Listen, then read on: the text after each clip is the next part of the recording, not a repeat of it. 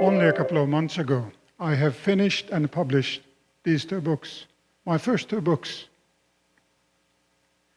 In that process, when I look back to my life, I've discovered, among so many other things, my own superpower. It struck me that many of the decisions I made, the choices I made in my life, they were not so well grounded. They were taken in the moment, and some of them were strange at best. The decisions and choices meant moving to new places, to new cities and new countries, where I had to restart my life over again and again, and yes, again. In those places I met people. Most of them just gone by. Some I crashed into, leaving dents and imperfections. Some became amazing friends and connections.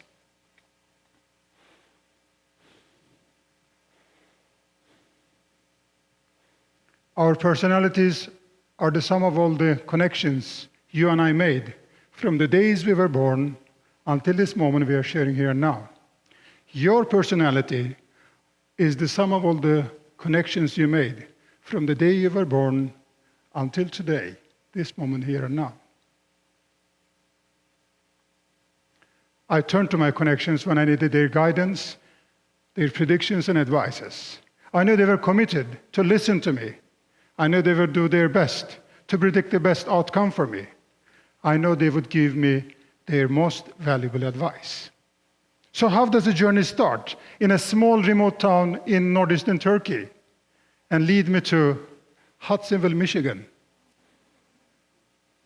When I was 11 years old, my family decided to move from this small town to Istanbul. Turkey is one of the world's largest cities.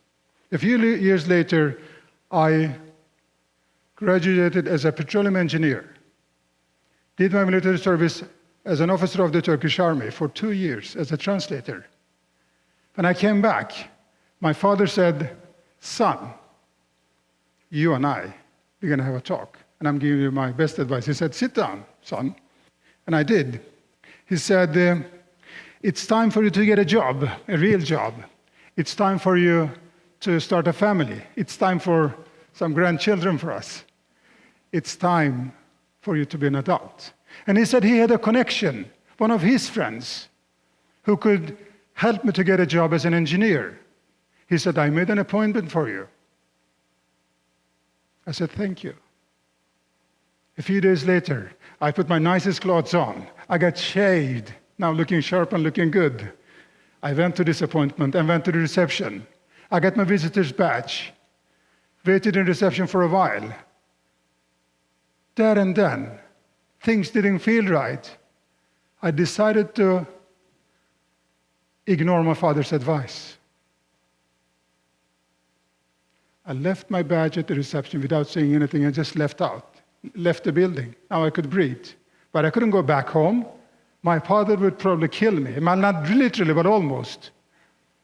So I went to the nearby park and sat down on a bench and tried to figure out what my next move was. I didn't know. But then I realized I had one of my own connections, a schoolmate who's running a hotel in southwest Turkey.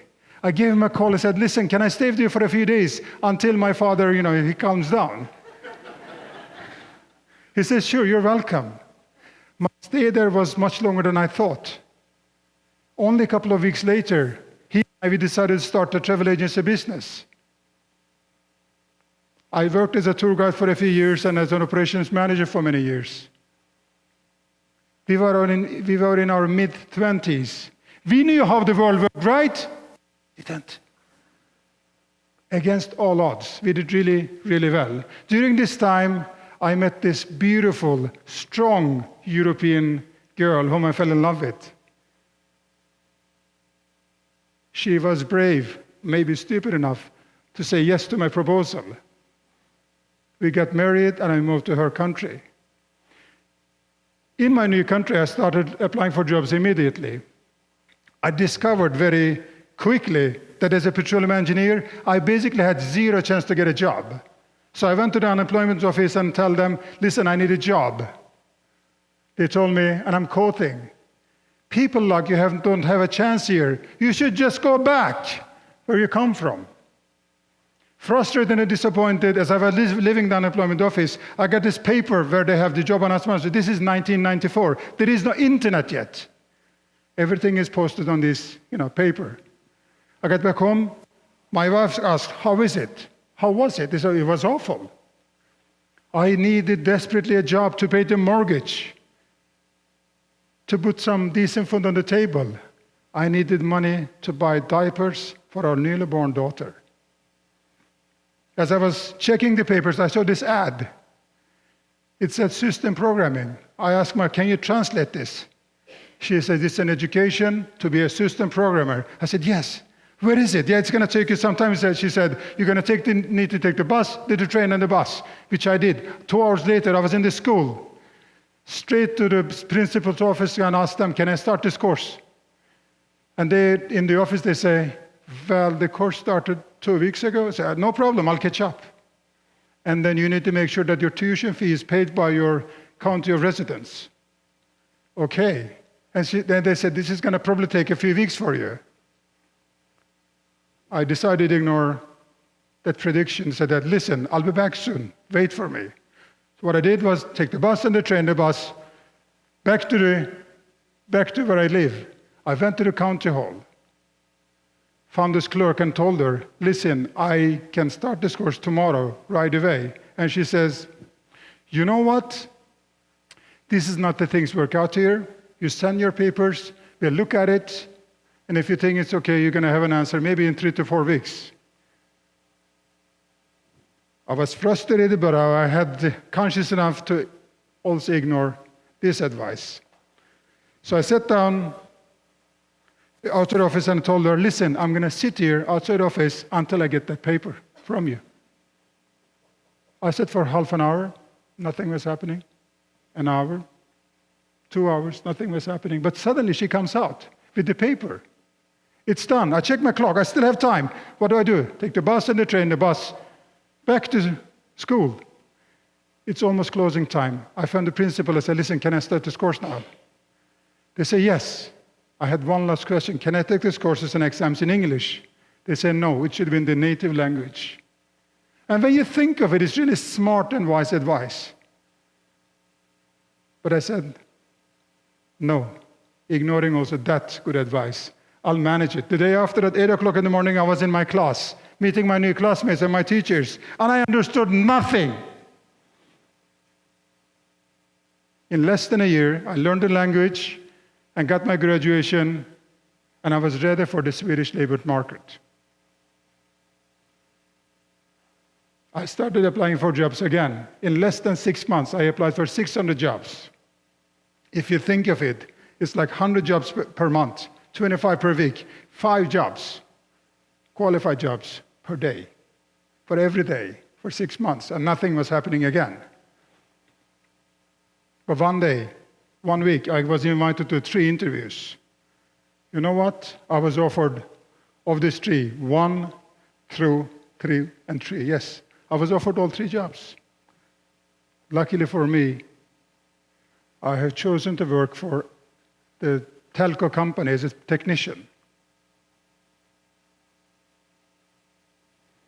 I was hired as a temp first, and if I did a good job, I would be permanent.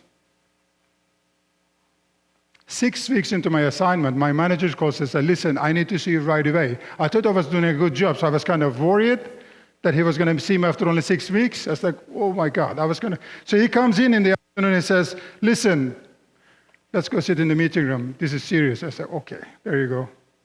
I blew it. He says, "Your team leader is going for a vacation to Poland for 3 weeks." I was like, "Wow, cool," I said, but thinking, what is to do anything with me? He says, "Somebody needs to step in. Somebody needs to take charge while he's away." Still, I'm the latest addition to the team. I'm still a temp. I know nothing about the working culture of this new country. I just worked there for six weeks. And he says, "You are the most qualified person for this job." I have decided to ignore my own advice and said, "Thank you for your confidence. I will do my best." I guess I must have done a good job, because in less than 6 months, I was offered to be the team leader. In less than a year, I was the service desk manager. In less than 2 years, I was the regional manager for the whole company.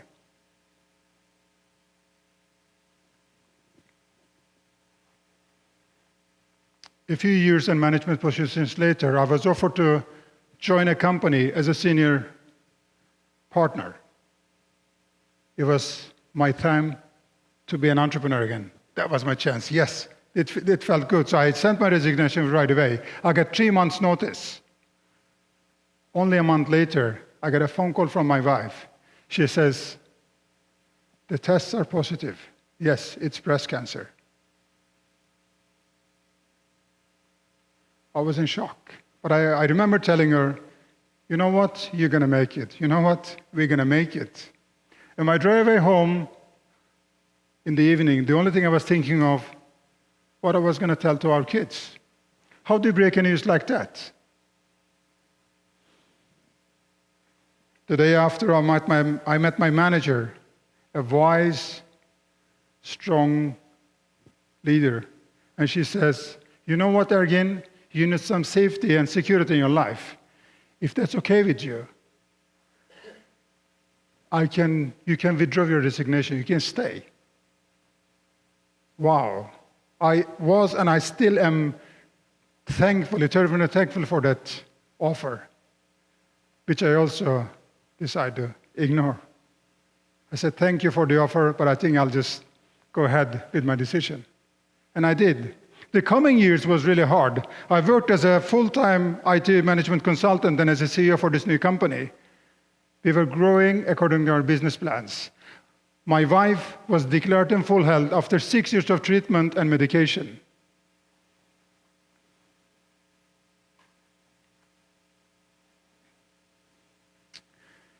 Today, at 52 years of age, when I look back to my life, I am thankful and grateful for all my connections and all their valuable advices. But I'm most grateful to find my own superpower, which is to ignore the advice and the predictions when it didn't really feel right for me.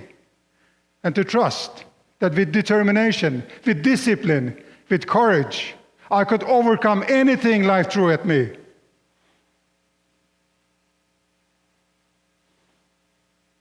Let me share with you a few other predictions from human history. Everything that can be invented has been invented, says Charles H. Duell. He was the commissioner for the US Office Patents in 1899. Luckily for us, we didn't listen to that. I think there is a world market for maybe 5 computers, said Thomas Watson, president of IBM. I have more than 5 computers in my home. I don't know how many you have. This is 1943. With over 50 foreign cars already in the sale here, the Japanese auto industry isn't likely to carve any big slice of the US market, said Business Week. This is the 2nd of August, 1968. How about that? And I love this one. Apple is already dead. 1997, the CTO of Microsoft, Nathan Myhrvold. I wonder what he thinks now.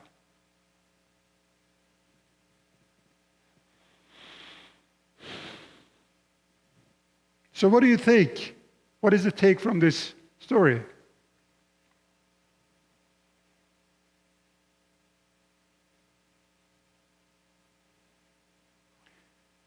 When someone you love, when someone you care, when experts in their industry, when world-known geniuses, when they give you an advice, maybe you're just better off ignoring that advice. And to trust that you have everything within to manage, and it will be okay for you at the end. So what I'm going to ask you is take your time to look back to your life, to find your own superpower. It's not a question of whether or not you possess the superpower. I know you do. You know you do. I'm asking you, are you brave enough? Are you courageous enough to take the leap into your wilderness and acknowledge that superpower? If any of you or someone in the future is asking my advice for anything, I think you should listen to it. I think you should even consider it. At the end, ignore it. Thank you.